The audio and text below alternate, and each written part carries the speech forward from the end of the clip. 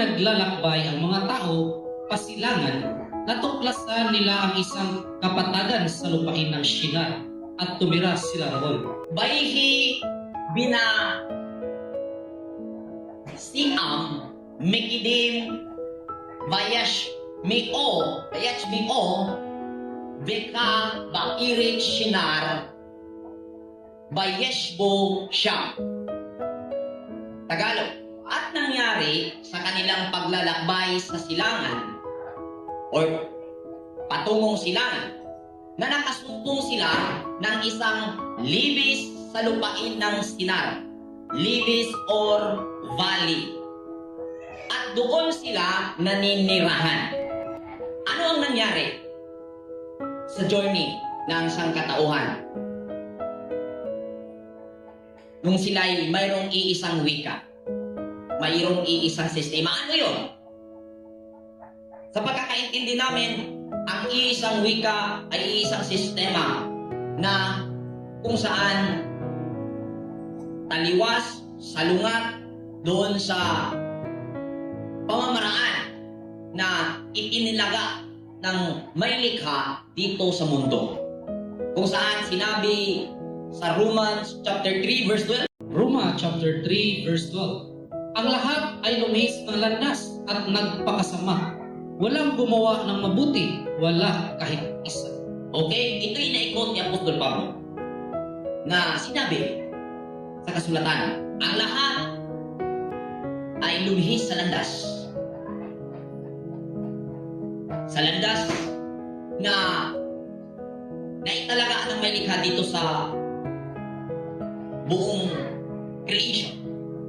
At ang kaganapang ito ay nag-umpisa doon sa pagkakaisa nila sa nasabing safa or wika na kung saan ito'y nangangahulugan ng pagkakaroon nila ng isang sistema against sa pinapairal na kapamamaraanan o pamamaraan ng may likha dito sa creation, sa buong creation. Ngayon, dito sa verse 2, ang sinabi, sila'y naglalakbay patungong silangan.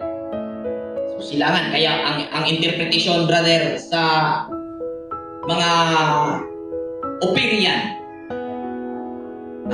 groups, OHG, na ang mga sinaunang tao ay tumungo sa silangan. At ito ay sinadyukan na anak ni Iber. Ayun.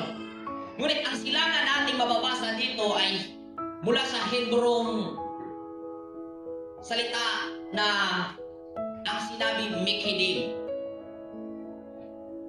Ito. Silangan means Mekidim. Mekidim. So, ano ba ang ibig sabihin sa silangan? Dahil tumungo sa silangan. So, kung tutungo sa silangan ang sangkatauhan, maubos ang tao roon sa kanluran dahil papuntang silangan. Amin po ba bro? Iwanan ang kanluran, puntang silangan. So, hindi po yun ang nangyari. Kailangan po nating laliman ang ating pag-aanalisa dito sa mga nasusulat. So, ano ba ang Mekidim o silangan? Ang silangan ay kumakatawan sa direction of the rising sun.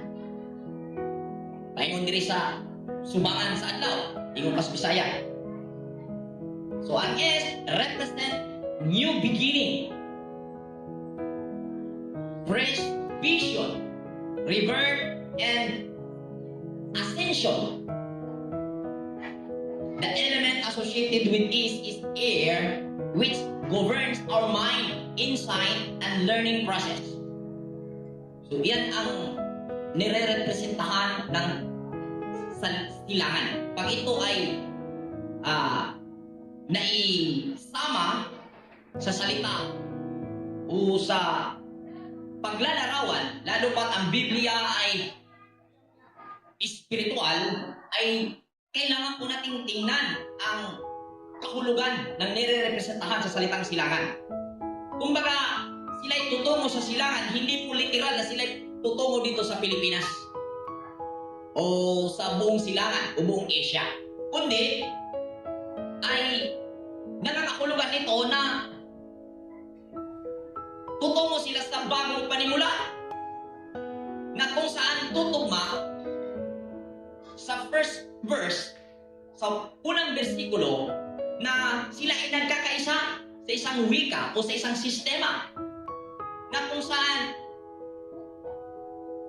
against sa pinapairal na may likha na sistema dito sa mundo. Amin po ba? So yan po ang meaning ng silangan. Kaya kung sila ay pupunta sa silangan, sila po ay nagkakaisa sa sistema tungo sa mga pinapangarap. Sa madaling salita, ito'y tumutukoy sila mga pangandoy sa kinabuhi, mga pangarap sa buhay.